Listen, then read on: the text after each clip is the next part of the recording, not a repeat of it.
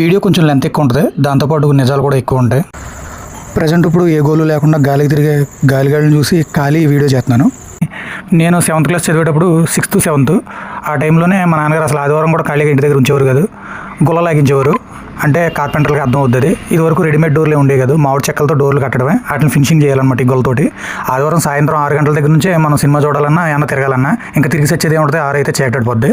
Present situation ఏంటంటే ఇప్పుడు దానికి వ్యతిరేకం. పెద్దోళ్ళు ఏది చెప్పిన ఎన్నరో రోడ్ల మీద పడి గంగిరెద్దులా తిరుగుతూ ఉంటారు. గుద్ద మీద గుడ్డ సరిగ్గా ఉండదు కానీ ఓ ఫోను, ఒక బండి. వీడి జీవితం అంతా ఫోన్కి ఫైనాన్స్ను బండి ఫైనాన్స్ కట్టుకుంటామే. ఇంక ఇంటి దగ్గర పెంచిన తల్లిదండ్రులకి ఏమైనా ఇద్దాం ఏమైనా చేద్దాం అనే ఆలోచన ఏం లేదు. ప్రజెంట్ కుర్రోళ్ళకి నేను చెప్పేది ఏంటంటే చదువుకుంటే బాగా చదువుకోండి. ఫోన్లో చదువు అవ్వకపోయినా పెద్ద నష్టమేం లేదు, చదువుకుని బతకడానికి సంబంధం లేదు. కాబట్టి చేతి పని ఏదైనా నేర్చుకోండి. నేను చెప్పే సలహా అది, బతకడానికి ఏదోలా ఉపయోగపడుద్ది. అంతేగాని ఆడెవడో కుర్స్ ప్యాంట్లు వేసి తిరిగాడు, పై షర్టు బట్టలు ఎప్పు తిరిగాడు, వెనకాల నుంచి ఎదర వరకు సగం డబ్బులు ఇచ్చి కటింగ్ వేయించుకుని తిరిగేవాడు చూసి అలా తయారయ్యమనుకోండి, రేపు పొద్దున్న చెత్త పుట్టగానే చెత్తకి మధ్యన అయిపోద్ది మన జీవితం. పని నేర్చుకునేటప్పుడైనా చదువుకునేటప్పుడైనా ఇబ్బందులు కంపల్సరీ ఉంటాయి. ఇదివరకులాగా 20 కిలోమీటర్లు నడిచి 30 కిలోమీటర్లు సైకిల్ తొక్కే రోజులేం కాదు. ఈ రోజుల్లో ఈజీగా బతకొచ్చు. ఇంటి దగ్గర మొత్తం డబ్బులన్నీ మనకి పెద్దోళ్ళే పెట్టాలని ఏం లేదు, మనం కూడా చిన్న చిన్న చేసుకుని బతికే రోజులు ఇవి.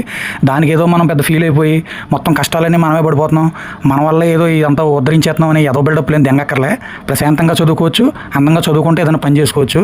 బతకడం చేతగానే ఎదవలే ఇలాంటి తింగర మాటలన్నీ మాట్లాడుకుంటే ఏదో ఉద్ధరిస్తున్నాం అని చెప్పి రోడ్లంతా తిరిగి టైం వేస్ట్ చేసుకుంటాం జరుగుద్ది. మా చిన్నప్పుడు చెప్పిన మాట వినకపోయినా, చెప్పిన పని చేయకపోయినా, సరిగ్గా చదవకపోయినా కాళ్ళు చేతులు ఎరగదింగి మూల కూర్చోబెట్టేవారు. పరిస్థితులు అలా ఉండే. మిలిటరీ స్కూల్లో చదువుకున్నట్టు ఉండేది అప్పుడు సిచ్యువేషను.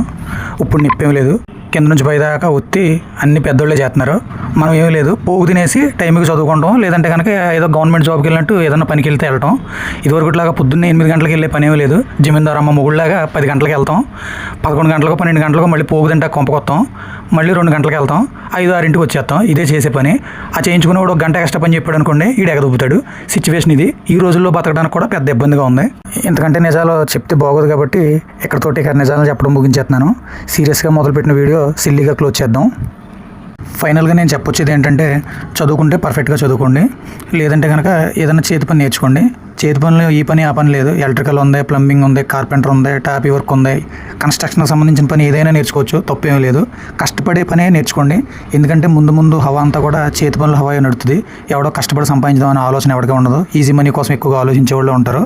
ఎంత చెప్పినా కానీ అర్థం చేసుకోకపోతే ఇప్పుడు తెల్లరా మీకు. రోజంతా కష్టపడి అలో లక్షణాన్ని అర్ధరాత్రి ఇంటికొచ్చి అమ్మయ్యా అని మీరు నడుము వారుస్తున్నప్పుడు మీ పెళ్ళాలు మీ మీద ఎన్నో ఆశలు పెట్టుకుని స్నానం చేసి కొత్త చీర కట్టుకుని తలుపు తీస్తుంటే మీ గుండెలు జారిపోతారా? వాళ్ళు తలుపు గడియ పెడుతుంటే మీ అందరికీ దాంట్లో పెట్టబోతే నా పిల్లలు ముట్టారు. అప్పుడు స్టార్ట్ అవుతురా మీ అందరికీ దినదిన గండం. మీకు హెడేక్లు వస్తాయి, బ్యాక్ పెయిన్లు వస్తాయి, మాట్లాడితే పిల్లలు మీ చెరగబడిపోతారు అనుకోవాలి మరి.